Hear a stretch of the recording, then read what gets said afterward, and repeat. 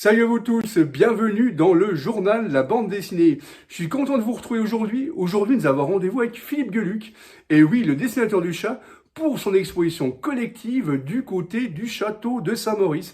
Et oui, pour l'exposition Drôle de chat. Allez, maintenant, Philippe Geluck. Bonjour Philippe Geluck. Mais bonjour tout le monde. Mais quel plaisir de se voir en Suisse.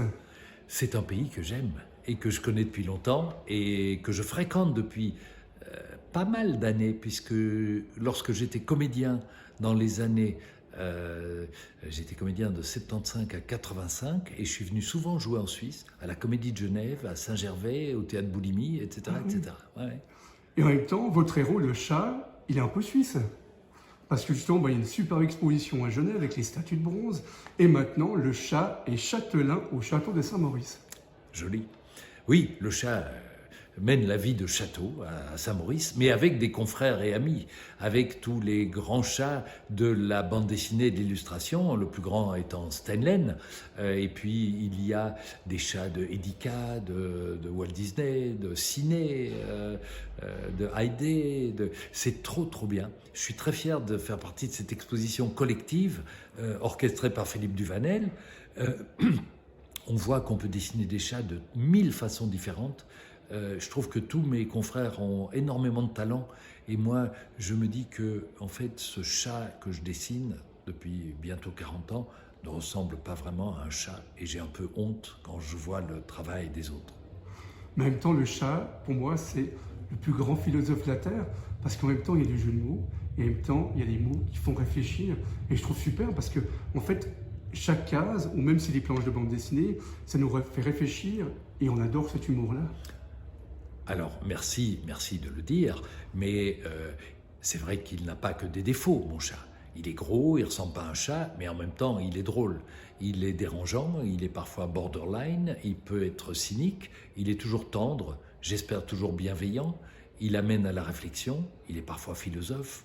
Et donc, euh, vous aviez bien compris que c'était de la fausse modestie quand je disais que j'avais honte de dessiner un gros patapouf comme ça.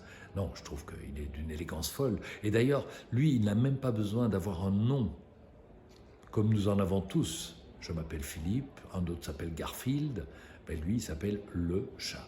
C'est beaucoup plus simple. Et en même temps, on retourne par rapport à la Suisse, c'est que des générations ont lu le chat dans les journaux, l'illustré. Et c'est vrai que pour nous, en tout cas pour ma famille, pour tous les gens que je connais, c'était le grand rendez-vous de l'illustré. On ouvrait l'illustré, on avait envie en fait, d'avoir les nouvelles du chat. Ouais.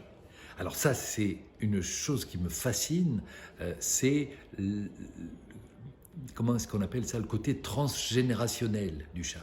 Je l'ai créé en 1983, premier album en 86. Puis il est apparu dans des journaux et notamment dans l'illustré en Suisse, ce qui l'a rendu très populaire en Romandie.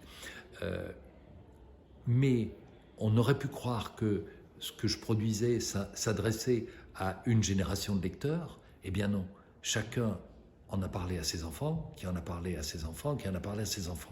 Et si des grands-parents continuent à me lire, et des gens qui ont 80 ou 90 ans et qui viennent sur les quais, sur le quai Wilson à Genève me dire « Oh, qu'est-ce qu'on aime le chat » et tout, les petits-enfants qui ont 8-10 ans viennent me dire « Ouais, moi j'ai déjà lu 2 albums du chat et j'adore, etc. » Je me dis que si ça continue comme ça, c'est formidable et peut-être le lira-t-on encore dans 500 ans. Et j'espère, et bientôt, pour tous les fans du chat, il y aura un musée en Belgique.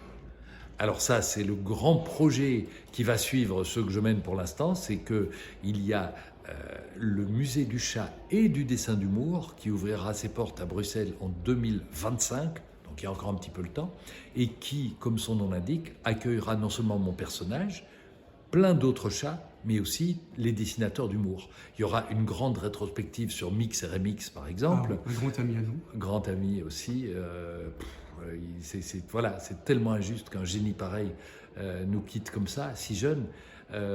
Et puis il y aura des rétrospectives sur Sampé, sur Rézère, sur Ciné, sur tous les grands, sur Chaval, sur Chapat, etc. Ça va être un musée joyeux, un musée où l'on va rire et un musée où l'on où l'on s'amusera et où l'on sera, je crois, émerveillé par la joliesse des choses et par la profondeur des messages. Je vous remercie beaucoup pour mon passé avec nous et continue à nous faire rêver. Et puis la positive attitude, on peut dire ça. Oui, voilà. Je suis un petit peu comme vous savez, il y a une chanteuse qui s'appelait Laurie et qui avait chanté la positive attitude. Voilà, moi, je suis le créateur d'une forme de thérapie qui s'appelle la positivothérapie.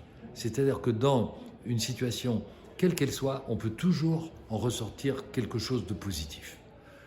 Maintenant, vous allez me dire qu'avec la guerre en Ukraine, ça va être compliqué de trouver le côté positif. Là, je suis d'accord. Mais pour tout le reste, on peut y arriver. Merci beaucoup. Chouette. Take you far away inside.